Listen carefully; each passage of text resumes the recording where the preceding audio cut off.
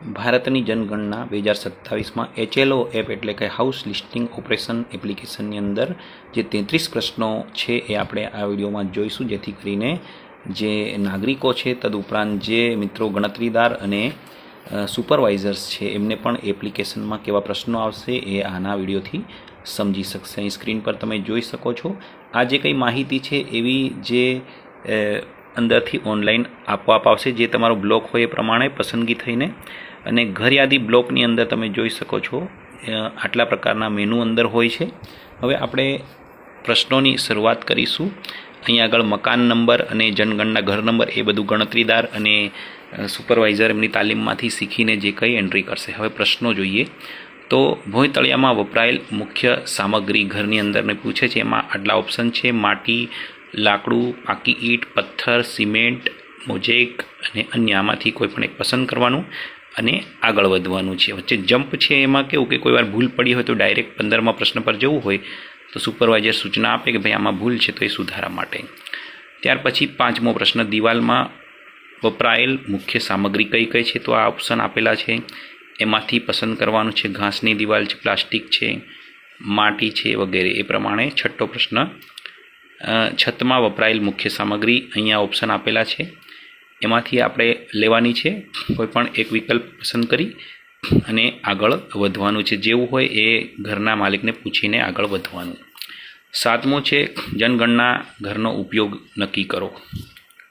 તો એ ઘરનો ઉપયોગ શું છે એ આપણે આમાંથી રહેઠાણ માટે છે, રહેઠાણ સાથે દુકાન કે અન્ય વસ્તુ છે, દુકાન જ છે, ઓફિસ જ છે, સ્કૂલ કોલેજ છે, શું છે, તમામ આ ઓપ્શનમાંથી પસંદ કરવાનું છે। તાળું હોય તો એ અથવા સંસ્થાકીય હોય તો તે પણ બતાવવાનું છે।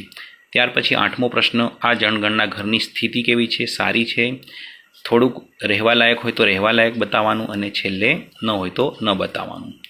ત્યાર પછી કુટુંબનો નંબર જે કંઈ છે જનરેટ થઈને આવશે એ અંદર એન્ટ્રી, અને ત્યાર પછી એની અંદર આપણે વિગતો ભરવાની છે। 12મા પ્રશ્નમાં જાતિ છે, પુરુષ સ્ત્રી કે એટલે કે એના મુખ્ય વ્યક્તિ છે એની જાતિ અહીંયા બતાવવાની છે।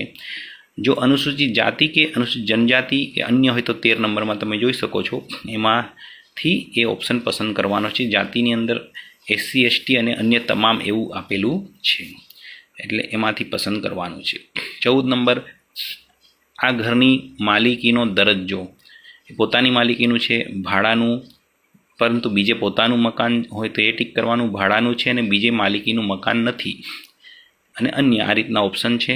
15મા પ્રશ્નમાં રહેવાના ઉપયોગમાં આવતા ઓરડાઓની સંખ્યા, એમાં જે ઓરડામાં રહેતા હોય એની સંખ્યા લખવાની થાય છે, એટલે એ તાલીમની અંદર બતાવશે તે પ્રમાણે કરવાનું થશે। પછી 16, આ કુટુંબમાં રહેતા પરિણીત દંપતીઓની સંખ્યા કેટલી છે? તો એ દંપતીઓ ઘરમાં કેટલા છે એની પણ ખૂબ ડીપ માહિતી છે એ ચર્ચા કર્યા પછી તાલીમમાં બતાવે પ્રમાણે કરવાનું છે। 17મું છે પીવાના પાણીનો મુખ્ય સ્ત્રોત કયો છે?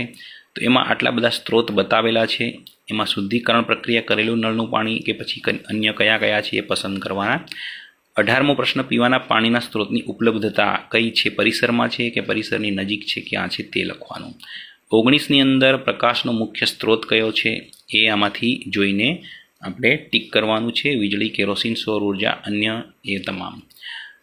20મો પ્રશ્ન, શૌચાલયનો ઉપયોગ, એમાંથી આપણે ખાસ કરીને ફક્ત કુટુંબ માટે છે કે પછી 2-3 કુટુંબ ભેગા થઈને એક વાપરે છે કે ત્રીજું જાહેર છે અથવા તો ના ખુલ્લામાં।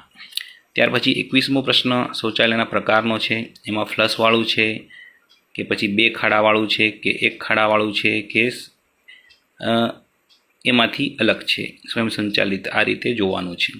22મો પ્રશ્ન ગંદા પાણીના નિકાલનું જોડાણનો પ્રશ્ન આવશે। 23મો પ્રશ્ન પરિસરમાં સ્નાન ગૃહની ઉપલબ્ધતા એટલે કે બાથરૂમ છે કે નહીં।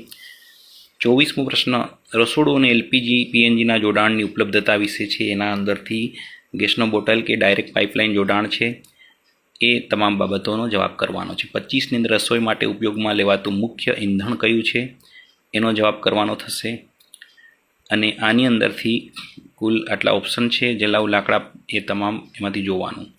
26 રેડિયો ટ્રાન્ઝિસ્ટર છે કે નહીં, એટલે રેડિયો સેટ જૂનો હતો એ અથવા તો મોબાઈલ અથવા તો અન્ય એ રીતે પસંદ કરવાનું। 27માં ટેલિવિઝન ઘરમાં છે કે નહીં, દૂરદર્શનવાળું છે, અન્ય છે, જીઓવાળું છે, એ તમામ ટીક કરી શકાય। 28માં ઇન્ટરનેટની ઉપલબ્ધતા છે કે નહીં, હા હોય તો નીચેના 3 ઓપ્શન લેપટોપ, મોબાઈલ, અને ના હોય તો નીચે બાકીના ઓપ્શનમાં કરવાનું થશે. 30મું ટેલિફોન અને મોબાઈલ ફોન, સ્માર્ટફોન, એમાં આપણે જવાબ કરવાનો છે. 31માં સાયકલ, સ્કૂટર, મોટરસાયકલ, મોપેડ છે કે નહીં એ, અને 32માં કાર, જીપ, વાન, એ જે કંઈ તાલીમમાં સૂચના આપે એ પ્રમાણે એમાં ભરવાનું છે. એટલે આ પ્રશ્નો જોઈને ખ્યાલ આવે કે આવી માહિતી વસ્તી ગણતરીમાં પૂછવાના છે અને લેવાના છે. એટલે અહીંથી તમે સમજી શકો છો. લાસ્ટ 33મો પ્રશ્ન છે, કુટુંબ દ્વારા ઉપયોગમાં લેવાતું મુખ્ય અનાજ કયું છે, એ પણ એમાં પૂછવાનું થાય છે. ત્યાર પછી 34મો પ્રશ્ન છેલ્લો છે, એમાં મોબાઈલ નંબર આપવાનો થશે, એનાથી આ ફોર્મ આગળ વધશે. ત્યાર પછી આખું ફોર્મ એની સમીક્ષા કરી શકાશે, કોઈમાં ભૂલ હોય તો સુધારો પણ કરી શકાશે. અને ત્યાર પછી છેલ્લે જે ગણતરીદાર છે તેમને આ ખાતરી કરી અને સહી કરવાની રહેશે અને સબમિટ કરવાનું થશે. એટલે આ એક કુટુંબની ગણના થઈ જશે.